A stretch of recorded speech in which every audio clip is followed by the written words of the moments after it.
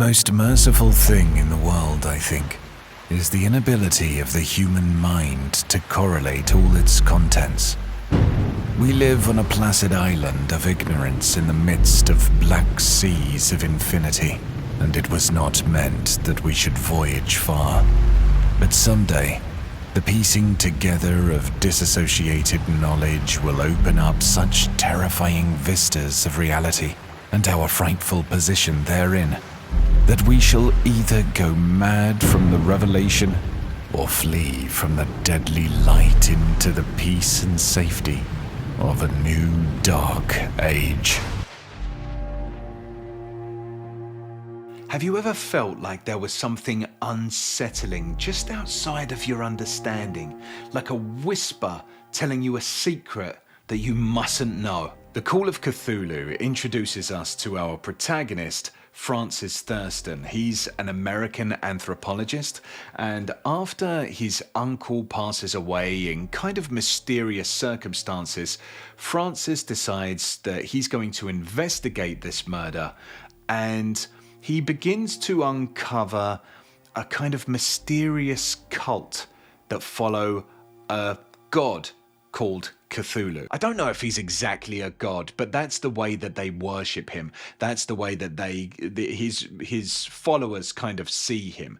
But whatever he is a mysterious entity that is gradually introduced to us over the course of the short story. I found that the backdrop worked really well. It's kind of like an eerie 1920s, and it takes place across different continents. There's a police raid in New Orleans, and then you've got the isolated waters of the South Pacific. What is Cthulhu? Why are people worshipping it? Where did it come from? And the biggest question of all, is this book scary? That, to me, is a more complicated question, but we're going to try and answer it in this review. Today, we're talking about The Call of Cthulhu by H.P. Lovecraft. When I record these classic horror reviews, what I usually like to do is start by talking a little bit about the author, their inspiration, their history, specifically what inspired them to write this particular book. And so I looked up some information about H.P. Lovecraft, and that was a mistake. He's a bad guy. He's an awful person. He's an awful person. Very bad at naming cats. That is one of the least of his talents. And we're just going to leave all that mess behind, and we're just going to focus on the book. Yeah? Better? So let's start by talking about this particular brand of horror. A lot of the classic horror that I've reviewed this month in October, it's about ghosties and ghoulies, things that go bump in the night. There's a lot of ambiguity and mystery, and this has all of that, but also it's a bit different. Lovecraftian horror, or sometimes called weird horror or cosmic horror, has a few vital ingredients that kind of differentiate it from the rest of classic horror. At its center, Lovecraft really taps into the most primal of human fears, and that is the fear of the unknown. And I feel like the fear of the unknown informs every other type of fear that we have. It's the reason that children are afraid of the dark. It's the reason that people are afraid of death, or afraid of losing their job, or afraid of funny smells or noises in the woods, or phone calls at 2 a.m. Whenever there's something that we don't understand, our lizard brain kicks into overdrive and just goes, what is it? Where is it coming from? What's it going to do? What happens next? The second vital ingredient, and I really feel like there's three vital ingredients in total. The second vital ingredient is that of a sense of inevitability. It's the idea that these characters are facing such an insurmountable enemy that it renders them and any efforts that they could potentially make as completely useless.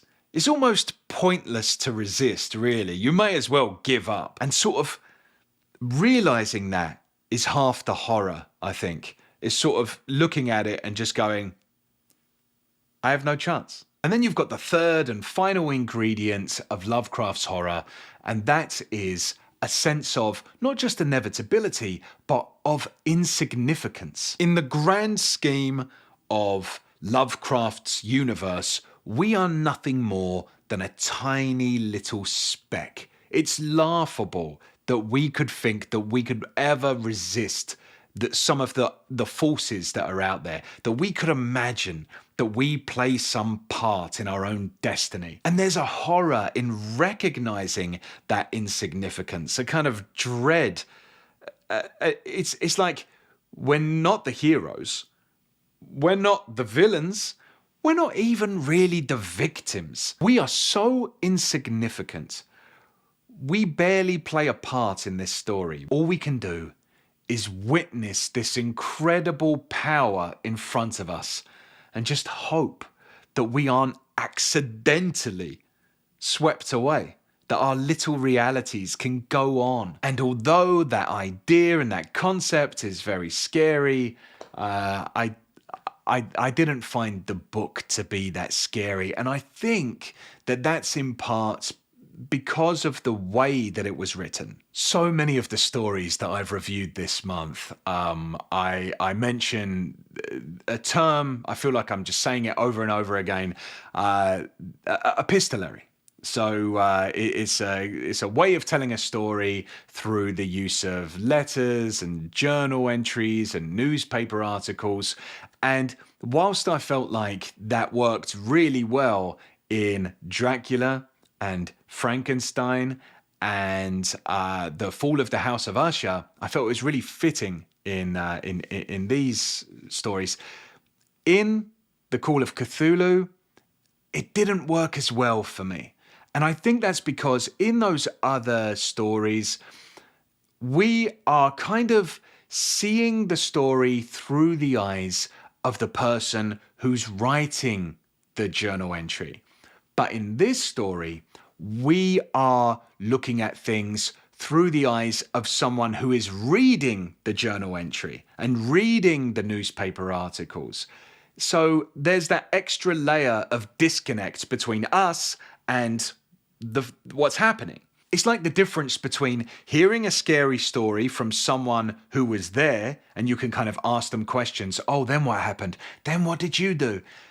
And hearing a scary story from someone who read about a scary story once. That's different. There's less at stake. There's less emotions attached. And I think everything then becomes... It's like it's looked at through a more analytical lens.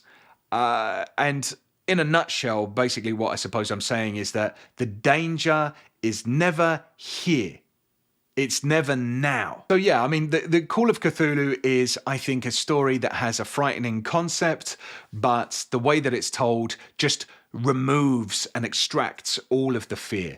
It's like, have you ever been drinking a cup of coffee and you're just not feeling the buzz? And you're going, oh man, I'm just still tired. And then someone says, oh, by the way, that's a decaf. And then you go, oh, wow, thanks for wasting my bloody time. Something that I did enjoy about the story was the mystery.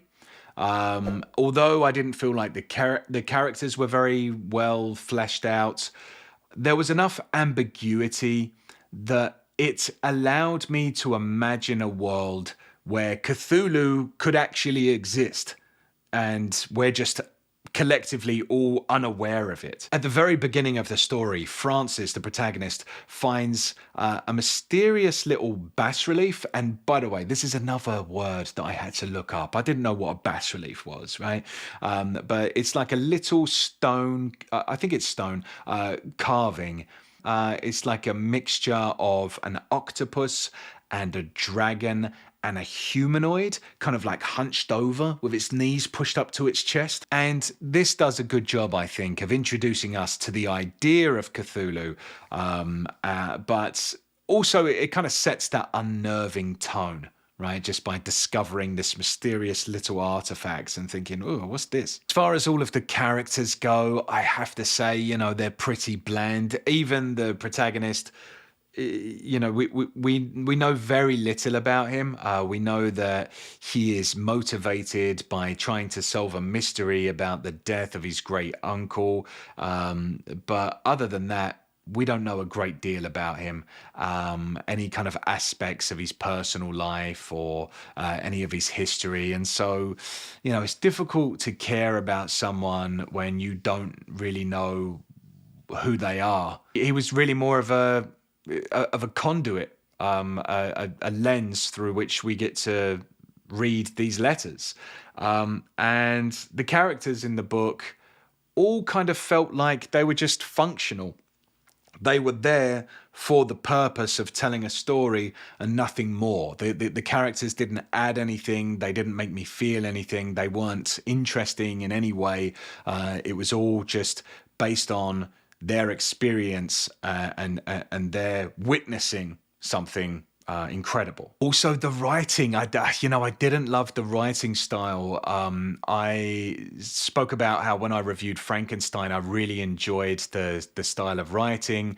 It felt kind of new and fresh, even though it was written over 200 years ago. This was written in, I think it was either the 1930s or the 1920s or 1930s, I think. But this writing felt way more antiquated than what was written in 1818, Frankenstein. And I am going to read more Lovecraft. It's not like I'm just going to write him off after reading this first book. I'm interested enough to read more Lovecraft. I know that this isn't the only book that features Cthulhu.